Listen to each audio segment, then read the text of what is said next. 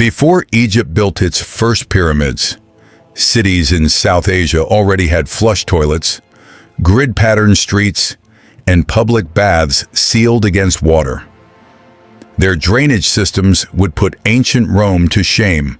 5,000 years ago, the Indus Valley civilization mastered urban planning that modern engineers still study in awe.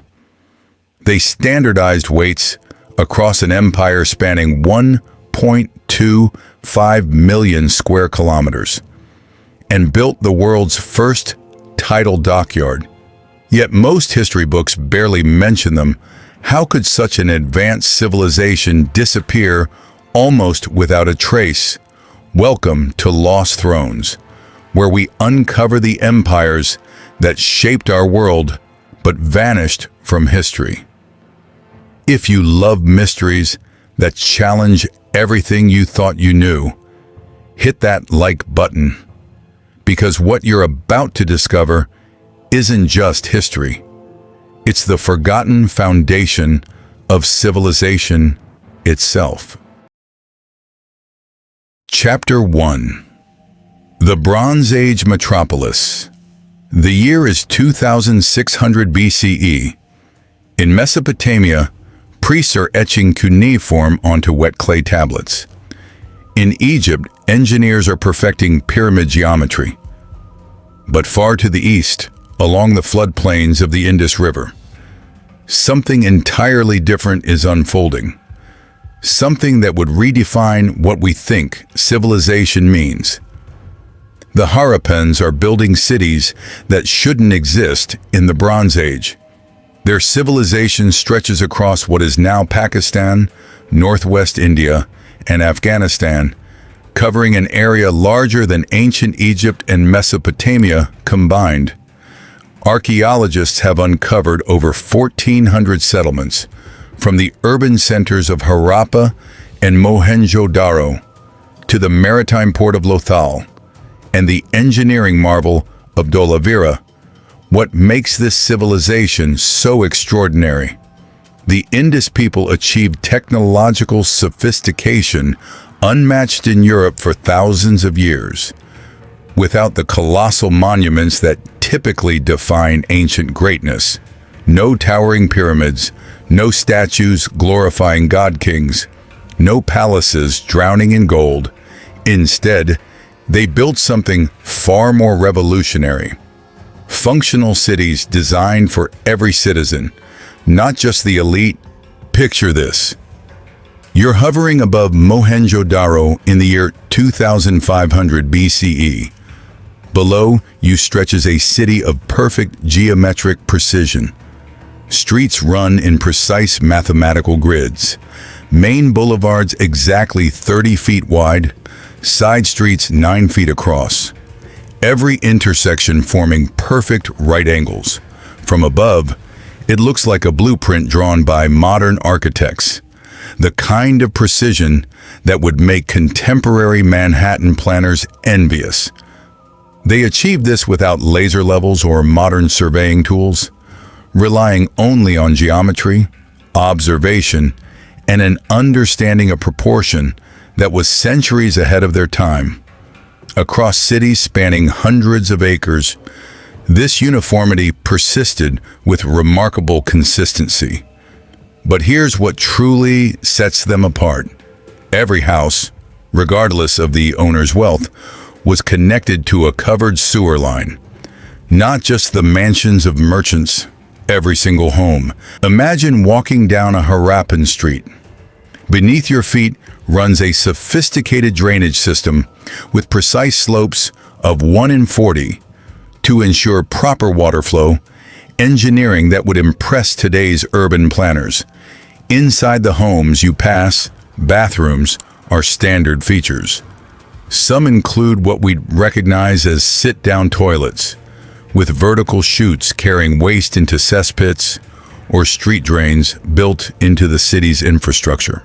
At the heart of Mohenjo-Daro stands the Great Bath, 39 feet long, 23 feet wide, 8 feet deep, constructed with baked bricks and sealed with bitumen.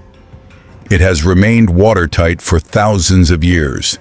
An elaborate system of drains allows for controlled filling and emptying.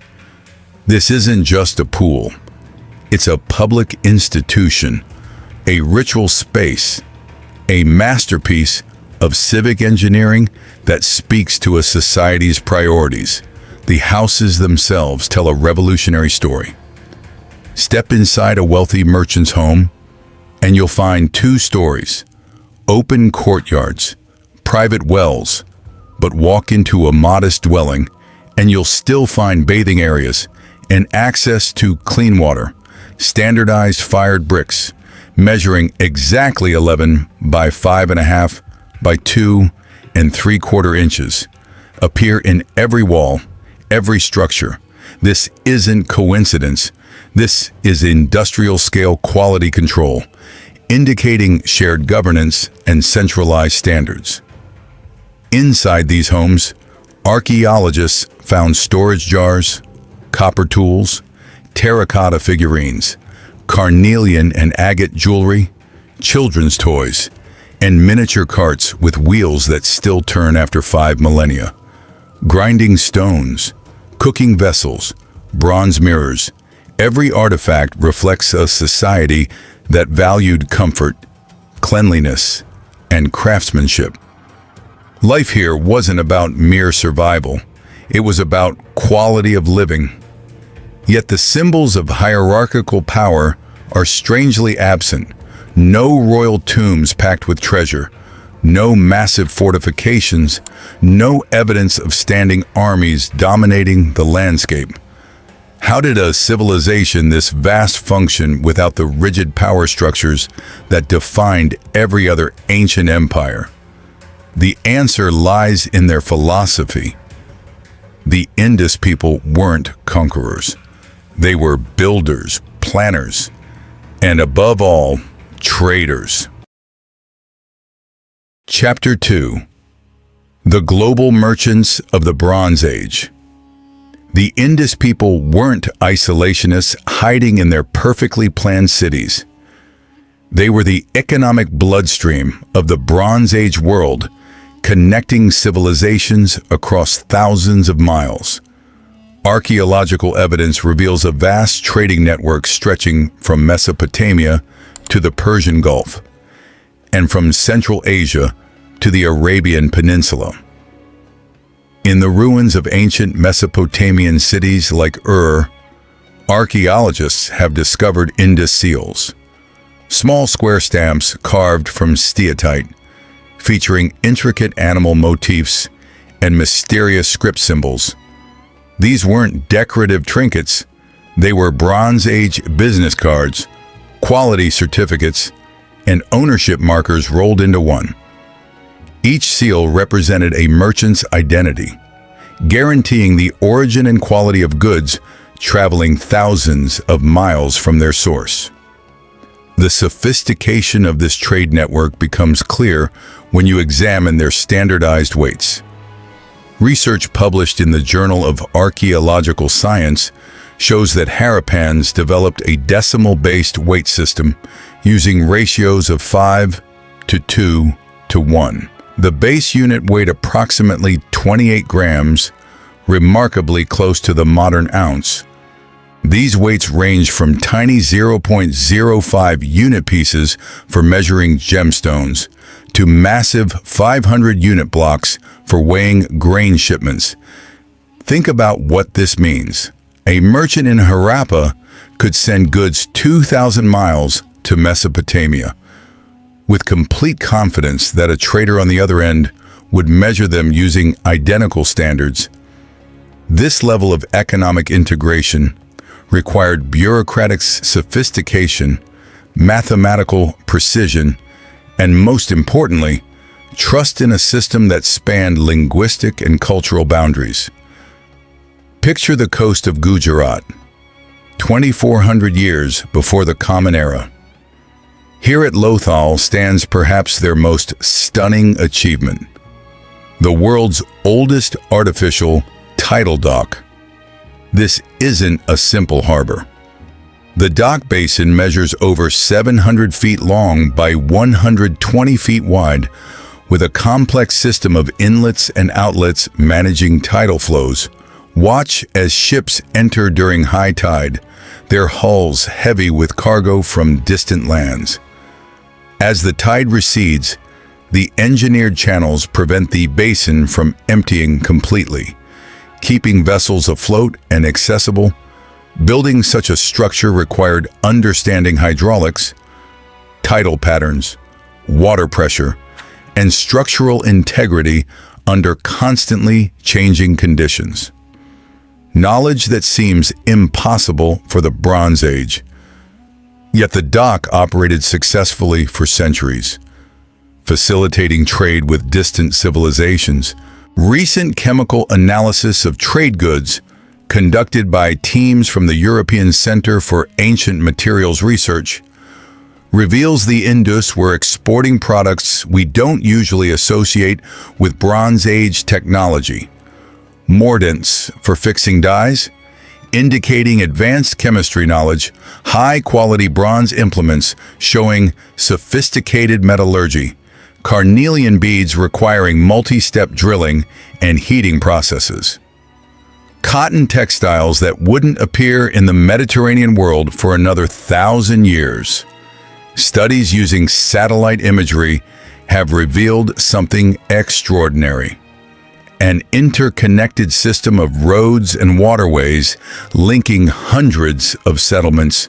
From space, you can trace these ancient arteries of commerce, some still visible as faint lines across the landscape. This wasn't random village-to-village trade. This was planned, maintained infrastructure supporting long-distance commerce on a scale that wouldn't be seen again until the Roman Empire, 2,000 years later.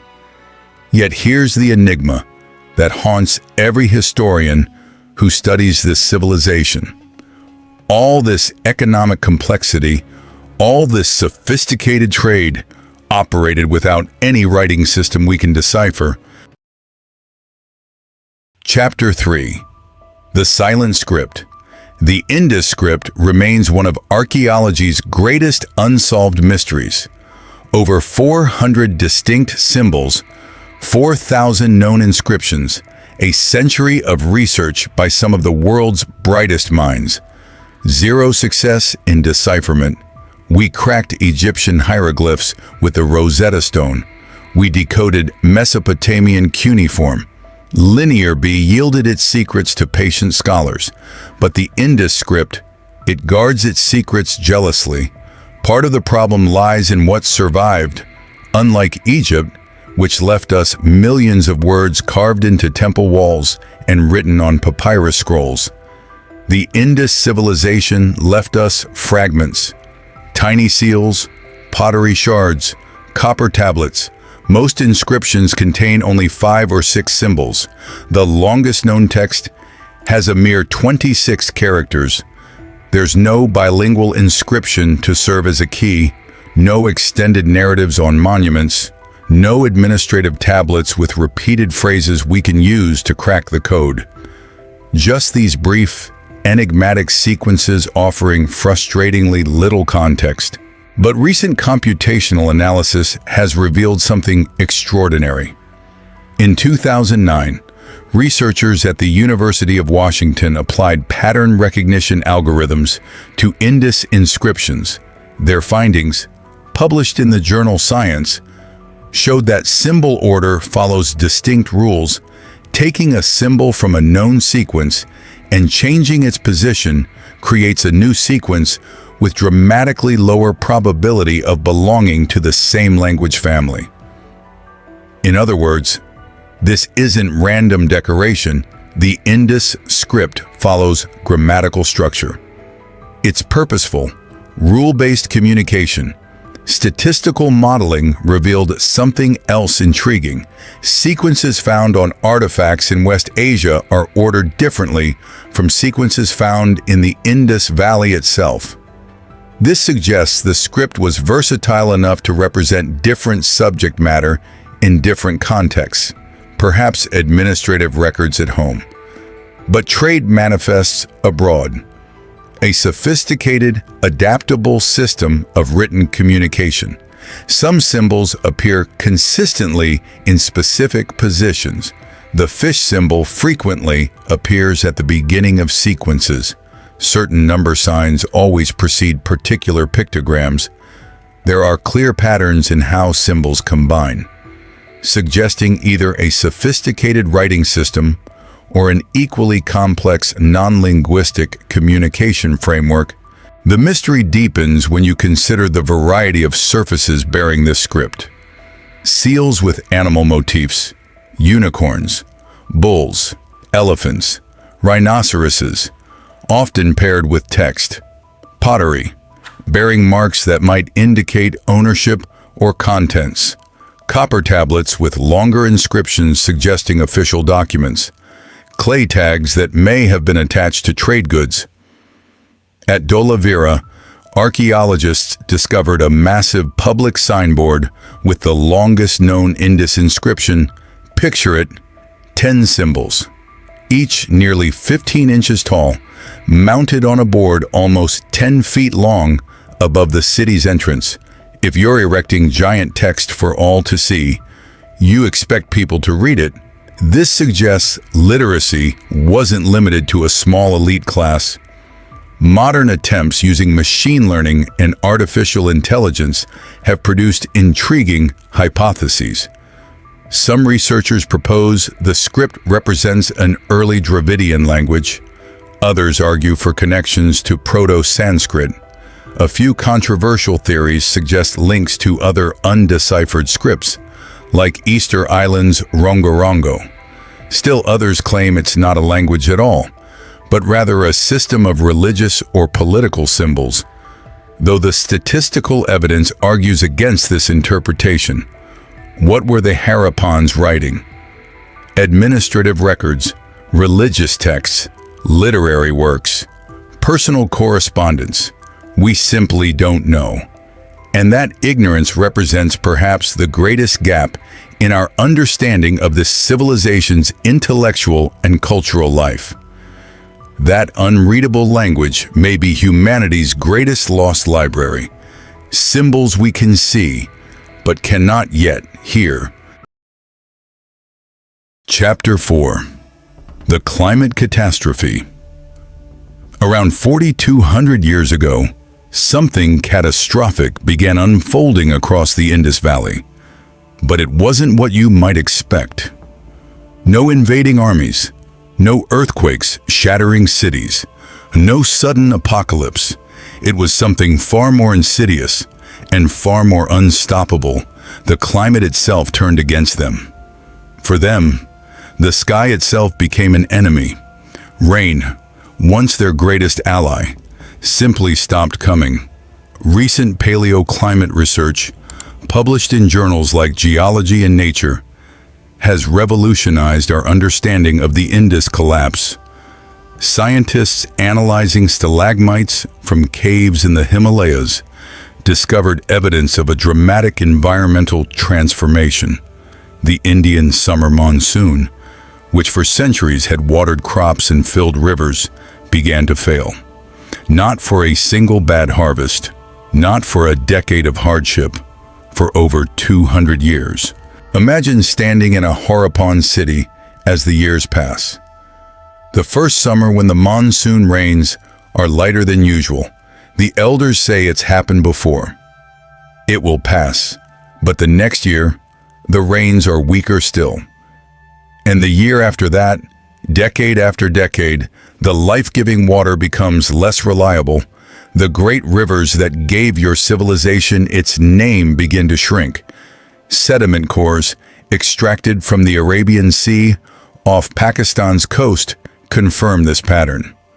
Around 2500 BCE, the weather system over the Indus Basin fundamentally shifted. Summer monsoon rains, which brought heavy downpours between June and September, began declining. The rivers that had sustained sprawling cities grew unreliable. This wasn't a crisis one generation could solve. It was a slow-motion catastrophe that your children grandchildren, and great-grandchildren would still be fighting. Imagine the psychological weight of that reality, of knowing that no matter how hard you work, how cleverly you adapt, the fundamental resource that sustains all life is slowly, inexorably disappearing. What's remarkable is how the Harappans initially responded. Archaeological evidence shows they didn't immediately panic or abandon their cities. Instead, they adapted with remarkable sophistication. They began shifting agricultural strategies, moving away from water-intensive wheat toward more drought-resistant varieties like millets and pulses. They developed sophisticated crop rotation systems, alternating nitrogen-fixing legumes with nutrient-demanding cereals to maintain soil fertility without chemical fertilizers. This is sustainable agriculture that modern farmers would recognize and respect. Practiced 4,000 years before the term was invented. Clay tablets from this period suggest they tracked crop performance across multiple growing seasons, adjusting strategies based on observed results. This is scientific agriculture, evidence-based farming methodology that wouldn't be formalized again until the modern era. When urban centers could no longer sustain large populations, migration was deliberate and calculated.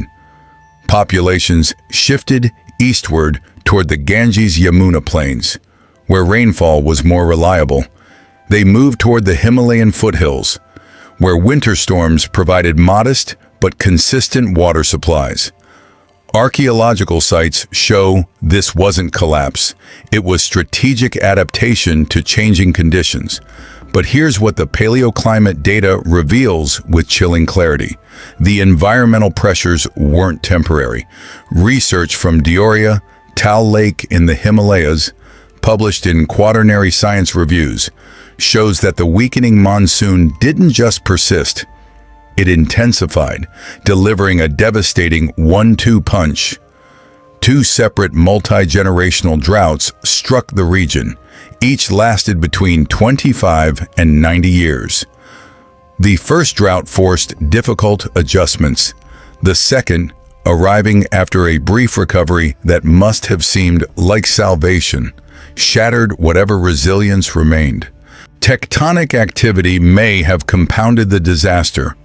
Geological surveys suggest that shifts in the Earth's crust diverted tributaries of the Indus River system, fundamentally altering water availability across the region. The Ghaggar-Hakra River system, which some researchers identify with the mythical Saraswati River mentioned in ancient Vedic texts, appears to have dried up entirely during this period. For cities built around predictable, reliable water access, this was existential. Today, if you look at satellite images of the region, you can see the ghost traces of these ancient river channels. NASA's remote sensing technology reveals a hydrological system that no longer exists, buried beneath desert sand, where the Harappans saw flowing rivers supporting agriculture and commerce. We now see only the faint outlines of what was lost. By 1900 BCE, the archaeological record shows unmistakable changes. The great cities weren't suddenly destroyed.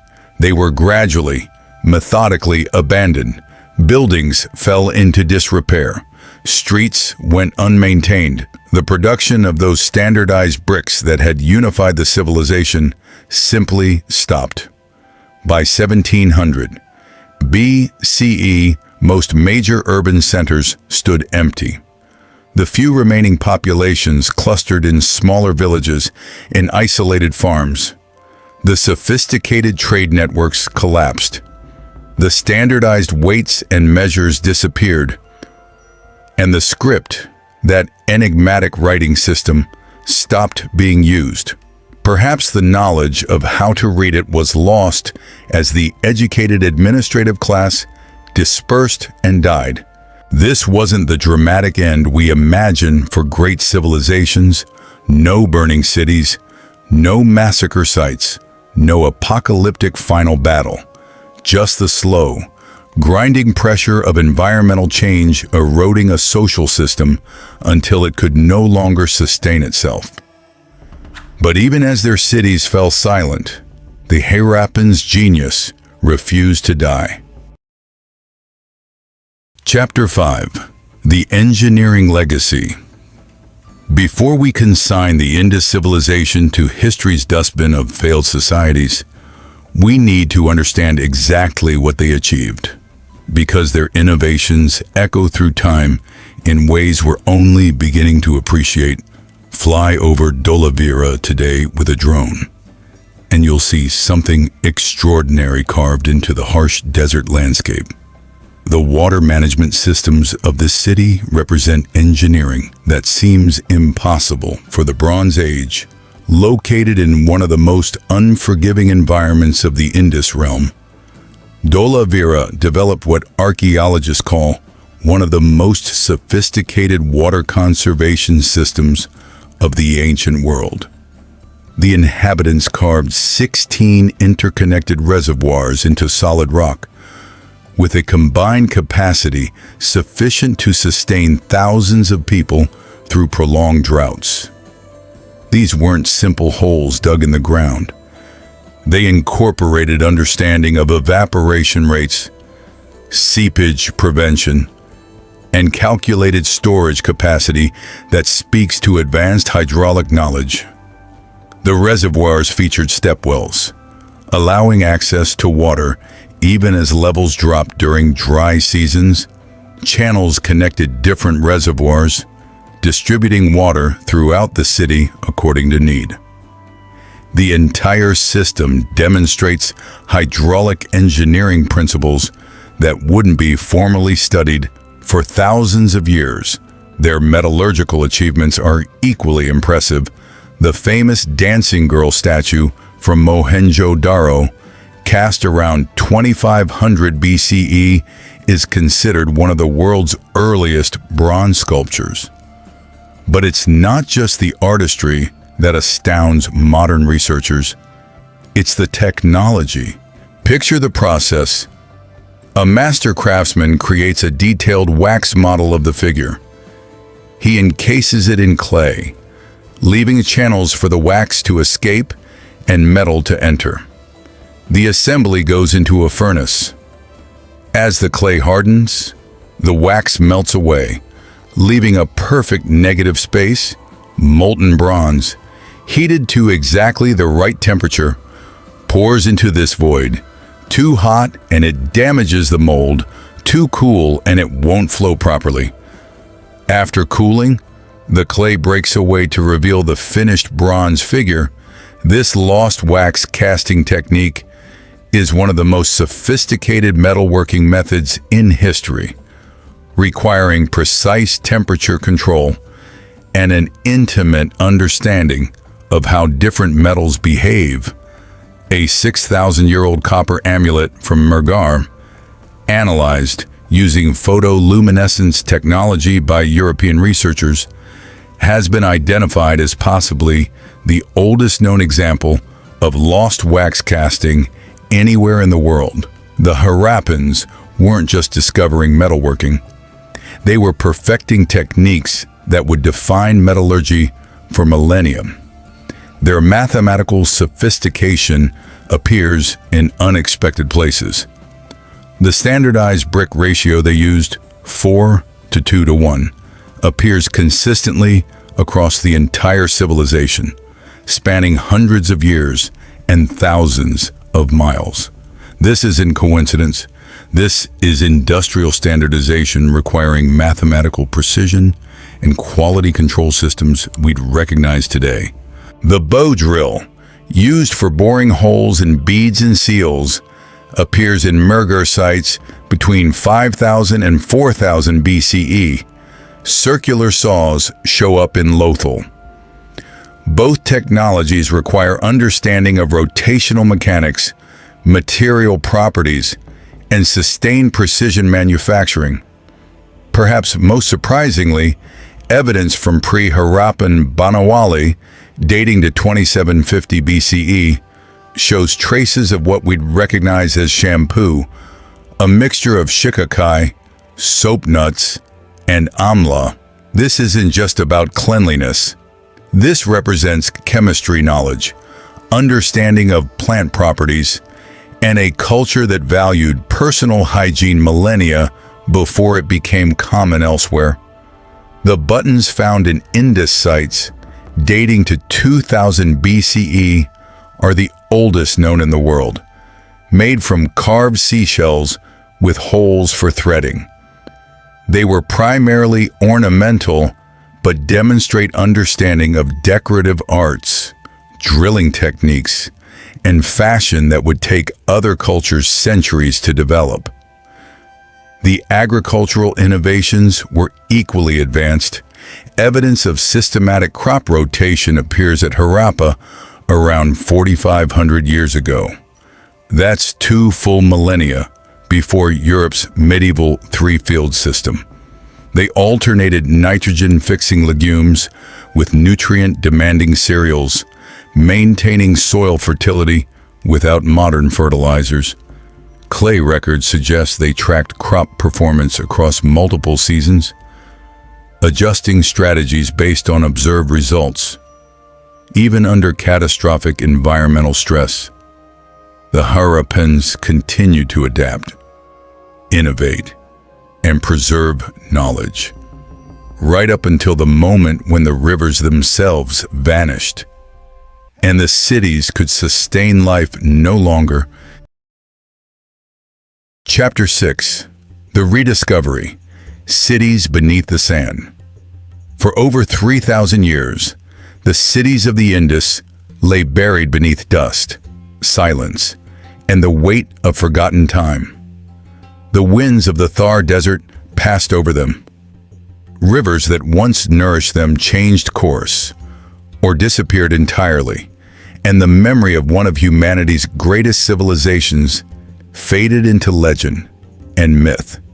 Generations built new worlds atop the old, unaware that beneath their feet slept evidence of urban planning and social organization that rivaled anything achieved in the ancient world. Local stories spoke of haunted mounds and cursed ruins, but few suspected the truth of what lay beneath. In the 1820s, a British explorer named Charles Masson stumbled upon strange brick mounds near the village of Harappa in Punjab. He noted them in his journals, but moved on, unaware of their significance. Decades later, British engineers building railways through the region began using ancient bricks from these mysterious mounds as ballast for their track beds. Imagine that. Thousands of 5,000-year-old bricks, each precisely standardized, each part of humanity's earliest planned cities, crushed beneath the wheels of trains, artifacts that could have told us about daily life in the Bronze Age, lost forever to support colonial infrastructure. The irony is almost painful. It wasn't until the early 1920s that serious archaeological investigation began. Sir John Marshall, Director General of the Archaeological Survey of India, deployed teams to investigate reports of ancient ruins. In 1921, Daya Ram Sani began excavating at Harappa. A year later, R.D. Banerjee started work at Mohenjo-Daro, over 400 miles to the south. Picture the scene. Workers carefully removing centuries of accumulated sediment, brush by brush, layer by layer, and then, slowly, a city begins to emerge from the earth. Streets aligned with mathematical precision, homes with private bathrooms, a drainage system more sophisticated than many modern cities possessed at that time. What they uncovered stunned the archaeological world. Marshall famously wrote that the discoveries challenged everything previously believed about the ancient world. While Europe was still in the Stone Age, he noted, South Asia had already developed urban civilization with sophistication that wouldn't be matched in the West for thousands of years.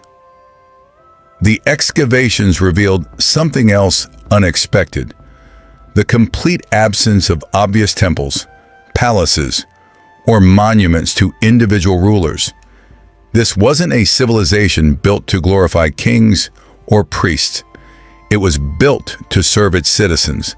Every house, rich or poor, connected to the same water and sewage systems. Every brick made to the same exacting standards. As more sites were uncovered, Lothal in 1954, Dolavira in 1967, the full scope of the civilization became clear. This wasn't a regional culture. It was a vast, interconnected network of cities, towns, and villages operating with shared standards and common purpose across a territory larger than ancient Egypt. Yet one mystery persisted through every excavation. Those enigmatic seals with their mysterious script, thousands discovered, each beautifully carved, all completely unreadable. The Indus people had left us their cities, their tools, their art, but their language remained silent. Today, excavations continue with technology. Marshall could never have imagined ground-penetrating radar maps buried structures without disturbing a single grain of sand. Isotope analysis traces ancient trade routes across continents. DNA studies connect the Harappans to modern populations, revealing that their descendants still live in the region today, but the script remains undeciphered. The names of their cities, unknown, their gods, if they had them, unnamed, their stories, untold. The Indus civilization speaks to us through brick and bronze, through carefully planned streets and sophisticated drainage systems. But their voices remain silent across the millennia. Chapter 7. The lesson for today. The Indus Valley civilization achieved something remarkable: urban equality, where every citizen had access to clean water and sanitation, environmental adaptation that sustained them through centuries of climate stress, social stability that endured for over 1,000 years, maintained through shared standards rather than military force. They left behind carefully engineered systems, not monuments to ego. Walking through Harappa or Dolavira today, you're not merely observing ancient ruins, you're witnessing a philosophy made manifest, that civilization is measured not by who rules, but by how well a society serves all its members. 5,000 years later, many of their innovations still surpass our own. Modern cities flood while theirs drained perfectly. Our waste pollutes rivers while their systems return clean water to the soil. We build for spectacle. They built for sustainability. The climate change that ultimately destroyed the Indus civilization offers uncomfortable lessons for our own era. A 200-year environmental crisis transformed the world's most advanced Bronze Age civilization into scattered villages. They adapted brilliantly for generations, developing drought-resistant crops, sophisticated water management, and strategic migration. But in the end, environmental transformation, they couldn't control overwhelmed systems they couldn't sustain. Today, we face our own climate crisis. Unlike the Harappans, we understand the causes, we can measure the changes, we have the technology to adapt. But we also face a crucial difference. The Harappans could migrate to new territories when their homeland became uninhabitable. We have filled the world. We have drawn borders. We have created systems dependent on environmental stability, water, food, predictable climate.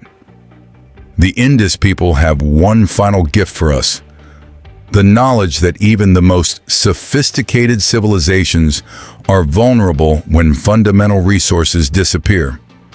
That technology and planning and cultural achievement cannot guarantee survival if the basic requirements of life vanish. History often celebrates conquerors and forgets caretakers. But if greatness is measured by sustainability, harmony, and shared prosperity, the Indus people stand among humanity's greatest achievements. They proved that civilization's highest calling isn't domination, it's creating systems where everyone can thrive. True greatness isn't measured by how much you conquer, but by how well you coexist. The Indus Valley civilization wasn't just an ancient world that vanished. It remains a living reminder of what human societies can achieve when they build for everyone, not just the powerful. If you found this journey into forgotten history fascinating, subscribe and join us at Lost Thrones as we continue unearthing the civilizations, mysteries, and truths that mainstream narratives overlook. Because the past isn't dead, it's still speaking to us through ruined cities, undeciphered scripts, and questions that demand answers. The Indus people whisper still, through the bricks of forgotten cities and the ghosts of vanished rivers. We just need to listen. Until next time, keep questioning what you've been taught. Keep demanding the fuller story. Keep searching for the thrones that history lost.